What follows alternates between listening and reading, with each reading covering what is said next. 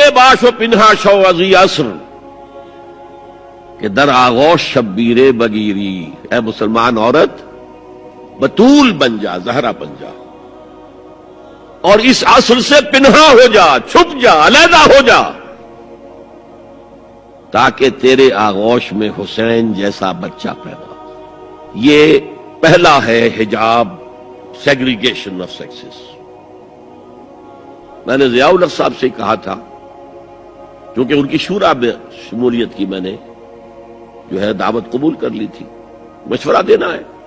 میں اپنے مسجد کے ممبر سے بھی مشورے بھی دیتا ہوں، تنقیدیں بھی کرتا ہوں۔ جیسے انگریزی کا محاورہ right from the horse's mouth, تو right into the horse's ears کچھ کہا جا سکے تو اچھی بات ہے۔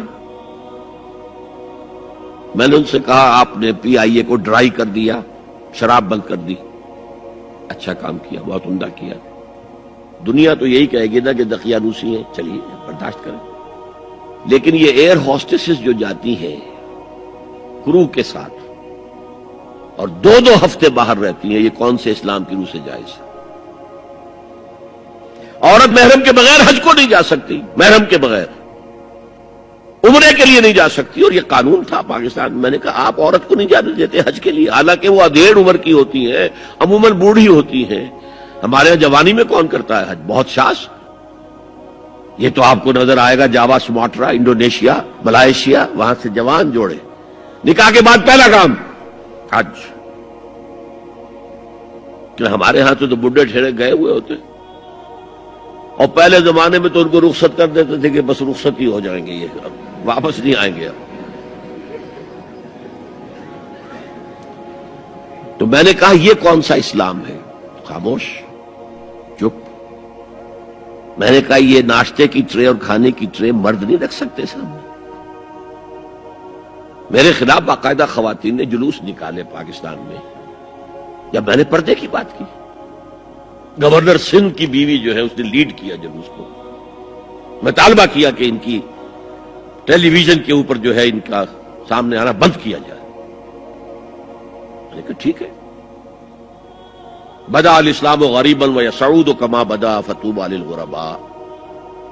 اسلام شروع ہوا تھا تو اسی حالت میں تھا کہ کوئی اس کو جانتا پہچانتا نہیں تھا، پھر جب اسلام غالب ہو گیا تو طاقتور کے تو سبھی دوست تھے، سبھی پہچاننے والے، لیکن ان قریب اسلام پھر غریب ہو جائے گا۔ تو جو اسلام کی غربت کے ساتھ خود غریب ہو جائیں ان کے لیے مبارکباد۔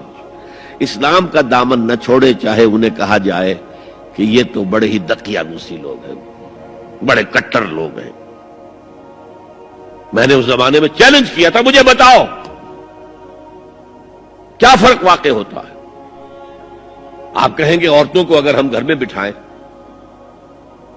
تو ہماری اکانومی سفر کرے گی، آدھی ہماری جو ہے لیبر وہ کام نہیں کرے گی۔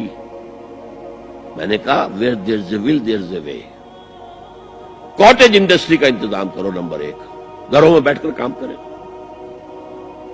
دوسری جنگ عظیم کے دوران ایک بڑا علاقہ تھا دلی میں جس کا ہر گھر کارخانہ بنا ہوا تھا، کرخندار، یہ ایک قوم کا نام پڑ گیا، کرخندار۔ چھوٹی چھوٹی مشینیں لگی، کہیں بٹن بن رہے ہیں، کہیں بکسوئے بن رہے ہیں، کہیں نکریں سل رہی ہیں، کہیں پینٹیں سل رہی ہیں، کہیں جو ہے کرتے سل رہے ہیں، قمیضیں۔ صبح کے وقت ٹرک آیا، خام مال دے گیا، شام کو آیا، تیار مال لے گیا۔ عورت نہ گھر سے نکلی نہ باہر گئی، کچھ نہیں، اور کام کیا، کما لیا۔ کاٹیج انڈسٹری کا انتظام کرو۔ اسی طریقے سے ایسے یونٹ بناؤ انڈسٹریل جس میں عورتیں کام کریں، عورتیں سپروائز کریں، ورکنگ آورز کم رکھو تاکہ وہ اپنے گھر کا کام بھی کر سکیں۔ کرو۔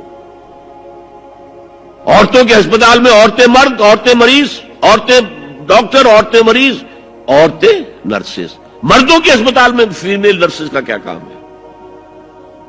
کیا میل نرسز نہیں ہوتے؟ اور کیا آرمی کے اندر جو فارورڈ یونٹس ہوتے ہیں کہ جو جاتے ہیں محاذ کے اوپر، ان میں کوئی عورت نرس جاتی ہے؟ میل نرسز جاتے ہیں، حالانکہ سب سے زیادہ نرسنگ کی ضرورت وہاں ہوتی ہے۔ کسی کا بازو اڑ گیا ہے، کسی کی ٹانگ اڑ گئی ہے، کسی کی پیٹ میں آ کر کسی بم کا ٹکڑا جو ہے لگایا، تڑیاں باہر نکلی ہوئی ہیں، تو نرسنگ سب سے زیادہ وہاں ضروری ہے۔ وہاں تو فیمیل نرسز نہیں ہوتی، میل ہوتے ہیں۔